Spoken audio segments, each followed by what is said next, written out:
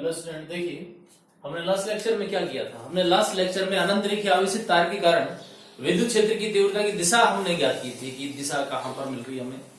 हमने जब उस दिशा को देखा था तो हमने वहां पर क्या किया था, वहां पर उसको जो विद्युत क्षेत्र जो था उसको हमने क्या किया था, घटकों में विभाजित किया था। डी को घटकों में विभाजित करने के बाद हमने देखा था कि कुछ जो घटक थे वो तो हमारे पास कुछ समांतर एक ही दिशा में आ रहे थे, कुछ क्या हो रहा था, अलग अलग दिशा में आ रहे थे।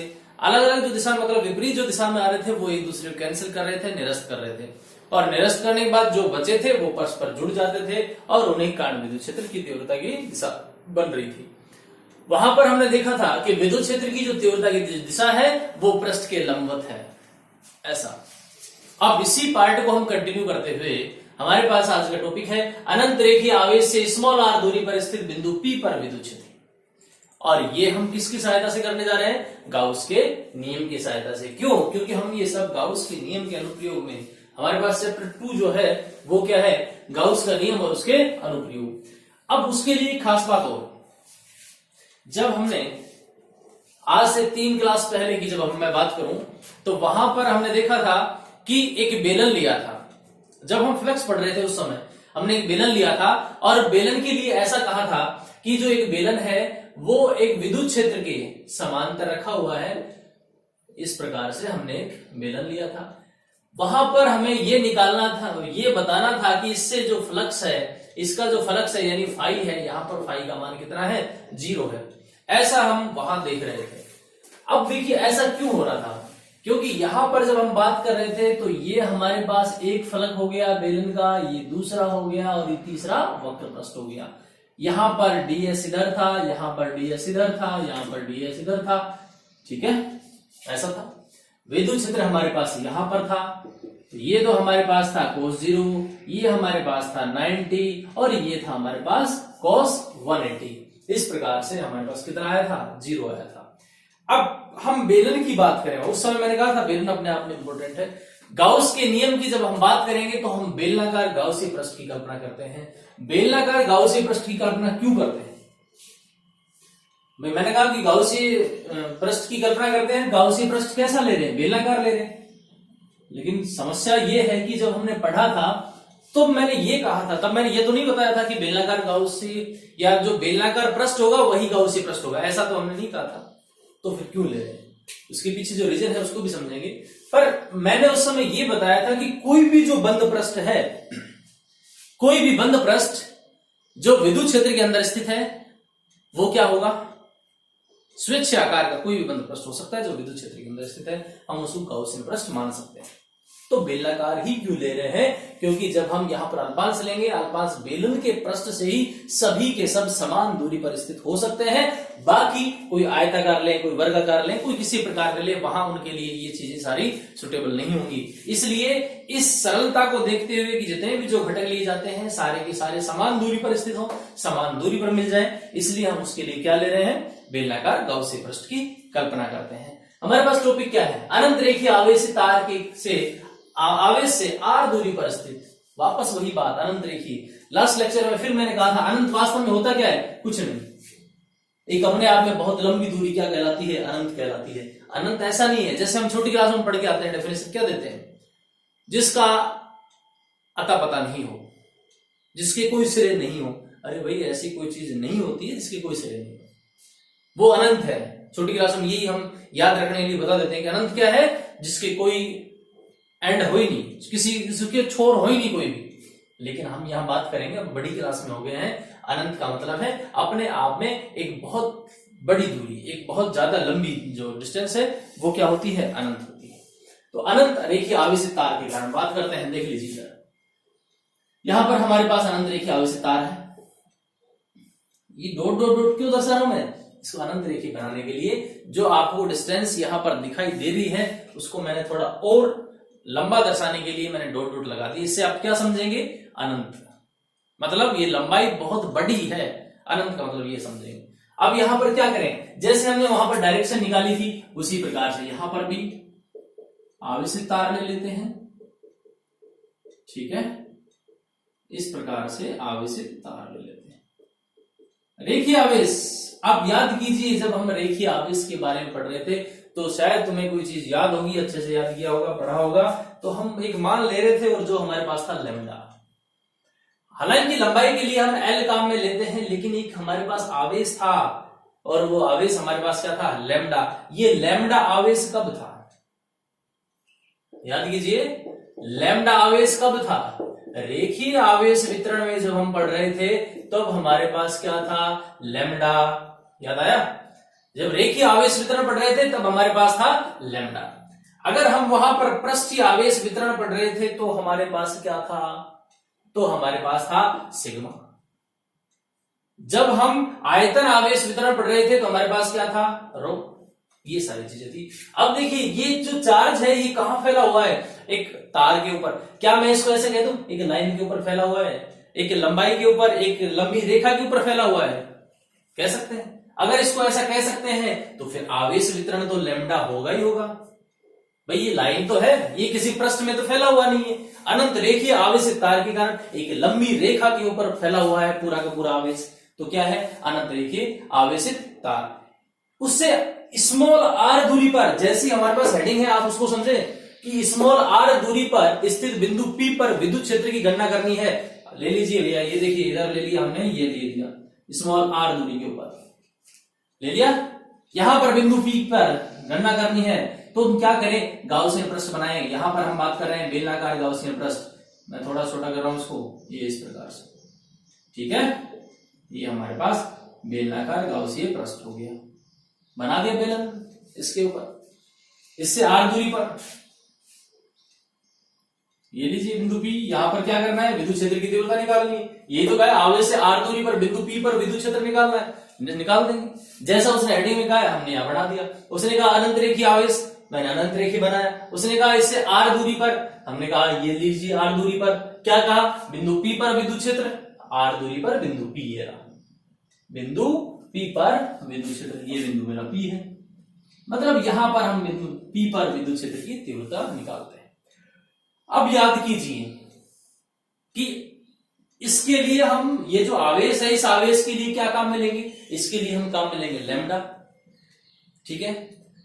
लंबाई क्या है इसकी, एल लंबाई के ऊपर फैला हुआ है, ठीक है। तो हम इसको आवेश वितरण के लिए यहां पर क्या लिख देंगे, लैम्डा एल लिखा जाएगा। ऐसा तो लिख सकते हैं। हमारे पास ये ज्योमेट्री जो है वो कंप्लीट होगी। अब आप याद करें कि जब जब बेलन लेते हैं तब तब उसके 3 पृष्ठ भी लेना पड़ेंगे।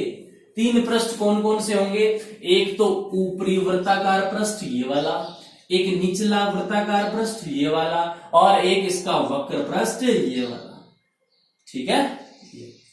अब देखिए स्मॉल आर दूरी के ऊपर विद्युत क्षेत्र की दिशा अनंत रेखीय आवेशित तार के कारण कहां होती थी, बताइए कहां होती थी, वो कहां होती थी, यहीं होती थी। याद देखिए, लास्ट लेक्चर देखिए, इससे पीछे वाला वीडियो देखिए, यहां पर हमारे पास आया था, ये देखिए इस प्रकार से ये हमारे पास आई थी ऐसी, यहां पर बिंदु पी पर। हमने वहां पर कहा था कि पृष्ठ के लंबवत होती है विद्युत क्षेत्र की दिशा, यहां पर बिंदु पी पर। तो यहां से क्या होगा, यहां पर हमारे पास ये हो गया डीएस, डीई हो गया, ठीक है। क्यों हो गया, क्योंकि ये हमारा पृष्ठ अनंत रेखीय आवेशित तार, इससे लंबवत इसकी दिशा, पृष्ठ के लंबवत इसकी दिशा होगी, तो हमारे पास ये हो गया। हम कहेंगे इसको, ये विद्युत क्षेत्र हमारे पास ई हो, ये इधर हो गया, ठीक है। तो ये इसका क्षेत्रफल पास कितना हो जाएगा, डीएस हो जाएगा। होगा कि नहीं होगा, इतना मान हमारे पास होगा। अब देखिए हम ऐसा ही इस पृष्ठ का क्षेत्रफल पास ले लेते हैं। तो अब ऊपर वाला जो पृष्ठ है उसका भी तो क्षेत्रफल अल्पांश आएगा, और उसका क्षेत्रफल अल्पांश कितना आएगा, मान लेते हैं कि ये हमारे पास यहां पर मान लेते हैं इस प्रकार से, विद्युत क्षेत्र इधर, ये हमारे पास क्या है डीएस, ये क्या है ई, यहां पर इधर ऐसा। हम कहते हैं कि ये हमारे पास पृष्ठ है S1, ये पृष्ठ है S2, तो ये वाला पृष्ठ कौन सा हो गया, ये वाला पृष्ठ हो गया S3। हुआ कि नहीं हुआ। ये जो तीसरा पृष्ठ है, आप ध्यान से देखें, ये तो विद्युत क्षेत्र की दिशा में है, जबकि ये दोनों तो नहीं है कि नहीं है, ये दोनों तो नहीं है। यानी यहां से हमने इसको मान लिया कि ये हमारे पास इस प्रकार से 90 एंगल बना रहे हैं। अब ये जरूरी नहीं किसी कोने पे बनाए, जब आप कोई बुक देख रहे होंगे तो वहां पर आपको ऐसा भी लिखा मिल सकता है। मैं एक बार के लिए मिटा रहा हूं, हालांकि आपको नहीं मिटाना, इसको जैसा आपने बना लिया है वैसा ही बना रहने दें। यहां पर इस प्रकार हो सकता है, उससे क्या फर्क पड़ रहा है, कुछ नहीं। मैंने उसको पास में बना के दिखा दिया ताकि पूरा अंदर से खराब नहीं हो, ज्यादा अच्छे से समझ में आए, स्पष्ट रूप से देखा जा सके। इसलिए मैंने इसको यहां ना बना के और इसको मैंने यहां बना दिया था। तो आप भी इसको ऐसा ही बनाएंगे। ये हमारे पास पृष्ठ हो गया S1। ठीक है, अगर ये S1 हो गया तो हमारे पास ये पृष्ठ क्षेत्रफल अल्पांश इधर, ये ds, ये भी ds इधर होगा कि नहीं होगा। दोनों में इसका ds ऊपर और इसका ds नीचे, दोनों में एंगल कितना बन रहा है, ये 90 का एंगल बन रहा है। ये देखिए 90 एंगल, ये भी कितना बन रहा है, 90 एंगल बन रहा है। हम चाहें तो इसको बीच में बना दें, हाँ बना सकते हैं, क्यों नहीं बना सकते, यहां भी बना सकते हैं। ये देखिए 90 एंगल बना, ठीक है। तो जो भी है बना लेंगे। ये हमारे पास E हो गया, ये हमारे पास E हो गया। अब इसकी कहानी लिख लेते हैं, क्या क्या हमने किया है। वापस देखें, सबसे पहले हमने अनंत रेखा आगे से तार लिया, उससे स्मॉल r दूरी के ऊपर, स्मॉल r दूरी के ऊपर हमने ज्योमेट्री ड्रा की। उसके लिए हमने क्या किया, स्मॉल r दूरी के ऊपर एक बिंदु P माना, और हमने ये भी मान लिया साथ में कि बिंदु P के ऊपर विद्युत क्षेत्र की तीव्रता की गणना करनी है। इतना हमने मान लिया। लिख लेते हैं, रेखीय आवेश को अक्ष मानकर, रेखीय आवेश को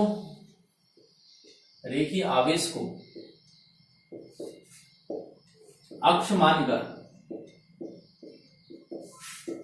चित्रानुसार संरचना बनाते हैं।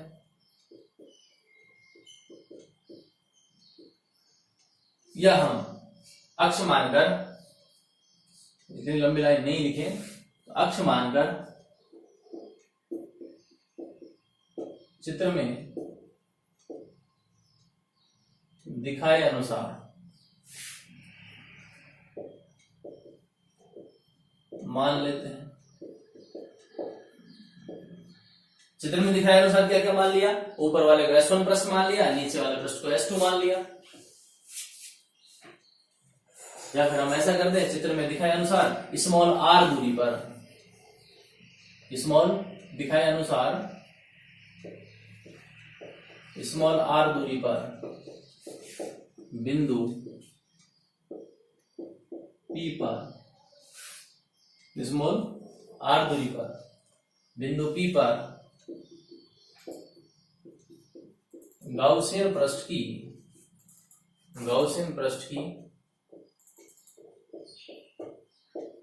कल्पना करते हैं। स्मॉल r दूरी के ऊपर जो बिंदु P है वहां पर क्या करते हैं, गाउसीय पृष्ठ की कल्पना करते हैं। और ये जो गाउसीय पृष्ठ है इसका आवेश का मान कितना होगा, लैम्डा L होगा। इस गाउसियन पृष्ठ का, इस देखिए बेलनाकार, इस बेलनाकार गाउसियन पृष्ठ का आवेश लैम्डा L होगा। गाउसियन पृष्ठ की कल्पना करते हैं, और ये गाउसियन पृष्ठ है कैसा भाई, बेलनाकार गाउसीय पृष्ठ है।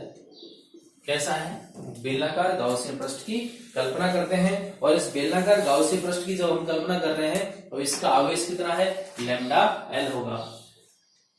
जो बिंदु P इसके कहा है, वक्र पृष्ठ पर स्थित है। और इसके बिंदु P की बात करें तो लिख लेते हैं, बिंदु P इसके वक्र पृष्ठ पर स्थित है, वक्र पृष्ठ पर स्थित है। कौन, बिंदु P इसके वक्र पृष्ठ पर स्थित है। ठीक है, अब क्या कर लेते हैं, अब हम इन तीनों पृष्ठों के बारे में लिख लेते हैं जो भी हम बेलन के लिए माना जाता है। इस गाउसियन पृष्ठ को 3 भागों में बांट सकते हैं। इस गाउसियन पृष्ठ को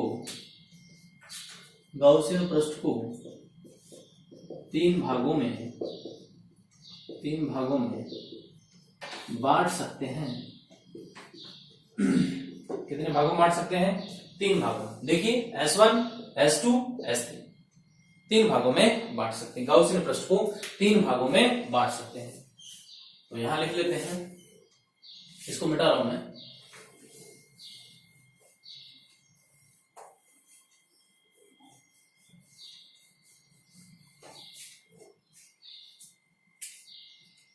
नंबर 1 ऊपरी वृत्ताकार पृष्ठ S1। नंबर 2 निचला वृत्ताकार पृष्ठ S2। नंबर 3 वक्र पृष्ठ S3। S1 S2 S3 वक्र पृष्ठ ये रहा S3, ऊपर वाला S1 और नीचे वाला S2। अब गाउस के नियम से तीनों पृष्ठ से कुल फ्लक्स कितना गुजरता है, क्या लिखेंगे? गाउस के नियम से, गाउस के नियम से तीनों पृष्ठों से गुजरने वाला कुल फ्लक्स,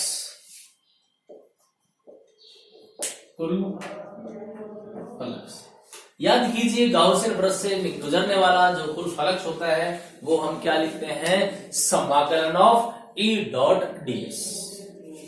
क्या लिखते हैं? समाकलन ऑफ E डॉट ds। ये तो फ्लक्स था, फाई बराबर समाकलन ऑफ E डॉट ds। ऐसा होता है नहीं होता? तो हम क्या लिखें? E dot ds। देखें, फाई बराबर समाकलन ऑफ E डॉट ds, ऐसा हम लिख लेते हैं कुल फ्लक्स। E डॉट ds हो गए, लेकिन हमारे पास देखा जाए तो तीन पृष्ठ है, S1 है, S2 है, S3 है। S1 के लिए भी E डॉट ds होगा, S2 के लिए भी E डॉट ds होगा और S3 के लिए भी E डॉट ds होगा। वो बात अलग अलग है कि तीनों के लिए जो एंगल है वो बाद में डिफाइन करेंगे, लेकिन तीनों से गुजरने वाला जो फ्लक्स है, जो हमने अल्पांश लिए हैं, जो विद्युत क्षेत्र की दिशा के साथ में दर्शाए गए हैं, वो हमारे पास E डॉट ds इसके लिए भी होगा, E डॉट ds इसके लिए भी और E डॉट ds इसके लिए भी होगा। और तीनों पृष्ठों का क्या करना पड़ेगा? समाकलन करना पड़ेगा, तभी तो उसका टोटल फ्लक्स आएगा। ऐसा ही करेंगे। अब यहां पर देखिए, यहां पर एंगल कितना है? 90 है। यहां पर एंगल कितना है? 90 है। यहां पर एंगल कितना है? यहां पर एंगल 0 है। क्यों है? क्योंकि यहां पर देखें E इधर और ds इधर, ये एंगल कितना? 90। यहां पर E इधर, ds इधर, एंगल कितना? 90।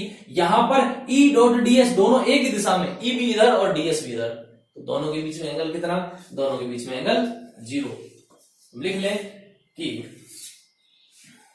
S1 E dot ds plus S2 E dot ds plus S3 E dot ds, ऐसा लिख सकते हैं कि E dot ds plus E dot ds और E डॉट ds।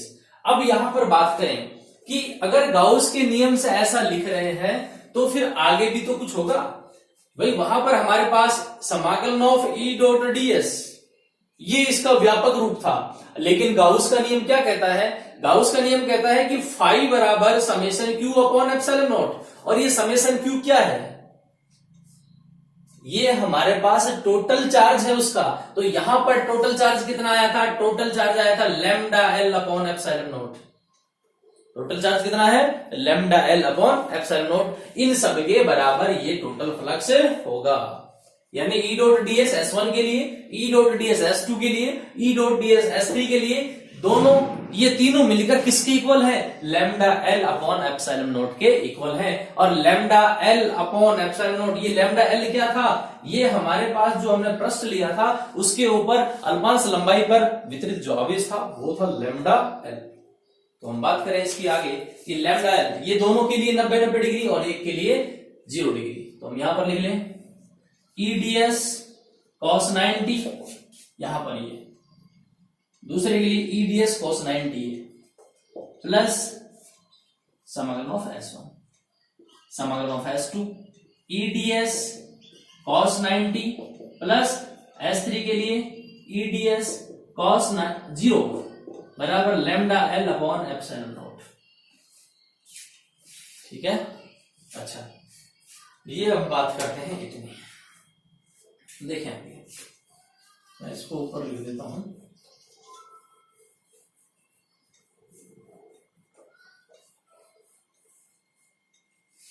इसी को ऊपर लिख रहा हूं मैं। S1 EDS cos 90 plus S2 EDS cos 90 plus S3 EDS cos 0 degree, EDS cos 0 degree बराबर lambda L upon epsilon not. ये हमारे पास मान, ठीक है। अब देखें cos 90 क्या है, cos 90 बोले तो 0, cos 0 1।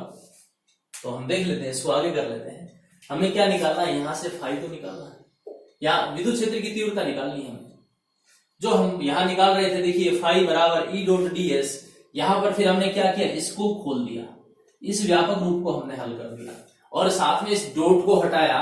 जब इस डॉट को हम हटाएंगे तो देखिए हमारे पास क्या आएगा, कोस आएगा। दूसरे वाले हमने डॉट को हटाया तो भी हमारे पास क्या आया, कोस आया। फिर डॉट हटाया, मतलब जब जब हम डॉट हटा रहे हैं तब तक हमारे पास क्या आ रहा है, कोस आ रहा है। ईडीएस कोस मतलब डॉट प्रोडक्ट में हम उस एंगल को लेते हैं। अब जब डॉट प्रोडक्ट की बात करते हैं तो मैं आपको वापस याद दिला दूं कि डॉट प्रोडक्ट होता है, जो बिंदु गुणनफल होता है वहां पर साइन लिया जाता है कि कोस, वहां पर कोस घटक लिया जाता है। अगर वहां पर हमारे पास डॉट प्रोडक्ट ना होकर ये क्रॉस प्रोडक्ट होता तो हमारे पास क्या होता, तो हमारे पास होता साइन, ठीक है। अच्छा, अब मैं इनके एंगल के मान रख देता हूं, तो हमारे पास एंगल का मान कितना होगा, देखिए फाई बराबर ईडीएस कोस 90 0 प्लस ईडीएस कोस 90 0 प्लस ईडीएस कोस 0, इसका मतलब 1। ईडीएस कोस 0 का मतलब कितना, 1। इसका मतलब कुछ ना कुछ मान तो इसके लिए होगा कि नहीं होगा। तो हम यहां लिख दें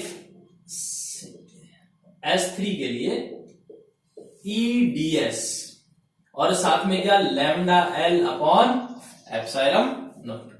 इस प्रकार का मान हमारे पास लिखा जाएगा। अब देखिए आगे, अब हमारे पास जो ये E है ये क्या है, ये तो कांस्टेंट है, तो हमें क्या करें, E को बाहर ले लें, समाकलन किसका कर दें, ds का कर दें, बचेगा क्या, lambda L upon epsilon nought बचेगा। याद कीजिए समाकलन of ds equal to s, यानी हमारे पास ये क्या हो गया, ES बराबर lambda L upon epsilon not. ES बराबर lambda L upon epsilon not. लेकिन यह हम बात कर रहे हैं बेलनाकार पृष्ठ के लिए, किसके लिए बात कर रहे हैं, बेलनाकार पृष्ठ के लिए। तो बेलनाकार जब पृष्ठ के लिए होगा, देखिए कई बार ऐसे भी केस आएंगे जब हमारे पास E डॉट ds, यानी यहां पर समाकलन ऑफ ds का मान कितना हो जाएगा, समाकलन ऑफ ds का मान होगा s, और जब समाकलन ऑफ ds का मान s होगा तो हम उस ds की जगह क्या कर देंगे, सीधा ही s लिख देंगे। लेकिन याद रहे यहां पर हमारे पास जो वक्र पृष्ठ था, वक्र पृष्ठ पे हमारे पास एंगल कितना आया था, 0 डिग्री आया था, और जब एंगल 0 डिग्री आया था उसके कारण हमारे पास ई डॉट जो ds है उसके कारण कुछ ना कुछ मान भी प्राप्त होता है। तो यहां पर जो एंगल है बेलनाकार पृष्ठ, तो यहां पर बेलनाकार पृष्ठ के लिए लिखें, बेलनाकार पृष्ठ के लिए, बेलनाकार पृष्ठ के लिए समाकलन ऑफ ds बराबर 2 पाई r, ये हमारे पास मान होगा 2 पाई r, किसके लिए, बेलनाकार पृष्ठ के लिए।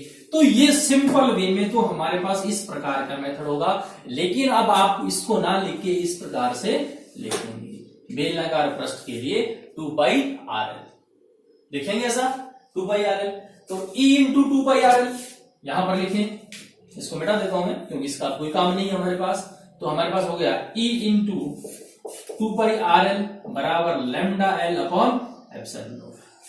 हमें मान किसका चाहिए, हमें मान किसका चाहिए, हमें तो मान चाहिए E का, यानी हम तो विद्युत क्षेत्र को कैलकुलेट कर रहे हैं ना। विद्युत क्षेत्र को जब हम कैलकुलेट कर रहे हैं तो अब आगे देखें क्या करना है। अब हमें कुछ नहीं करना है, यहाँ पर E लेना है और E बराबर लेंगे तो हमारे पास ये सारा मान नीचे चला जाएगा। जब सारा मान नीचे चला जाएगा तो L से L कैंसिल हो जाएगा, हमारे पास बचेगा क्या, E बराबर lambda upon 2 pi r epsilon. ये हमारे पास मान बचेगा E बराबर lambda upon 2 pi r epsilon not, ये हमारे पास फॉर्मूला है। तो यानी विद्युत क्षेत्र के जो है बिंदु आवेश के कारण अनंत रेखीय आवेश का स्मॉल आर दूरी के ऊपर जो विद्युत क्षेत्र आएगा वो कितना होगा, ई बराबर lambda upon 2 pi r epsilon nought. जब आप कोई किताब देख रहे हैं तो हो सकता है वहां से आपको ऐसा भी मिल जाए कि lambda upon 2 pi epsilon not और साथ में आर। वो ऐसा किस लिए, क्योंकि कई बार ऐसी सिचुएशन क्रिएट होंगी ताकि हम इसको ऊपर नीचे 2 से मल्टीप्लाई कर दें। जब ऊपर नीचे 2 से मल्टीप्लाई करेंगे तो हमारे पास यहाँ पे क्या हो जाएगा, 4 पाई एप्सिलॉन नॉट। जब ये 4 पाई एप्सिलॉन नॉट होगा तो हम 1 अपॉन 4 पाई एप्सिलॉन नॉट, तो इसका मान जो है इसकी वैल्यू इजी वे में कितना लिख सकते हैं, 9 गुणा 10 की पावर 9 लिखा जा सकता है। इसलिए ये मान ऐसा भी हो सकता है, इसको थोड़ा बहुत अरेंज करके इसको ऑर्डर में जमा कर लिखा जा सकता है। तो आज के लिए इतना ही, नेक्स्ट अगले वीडियो में, तब तक के लिए गुड बाय।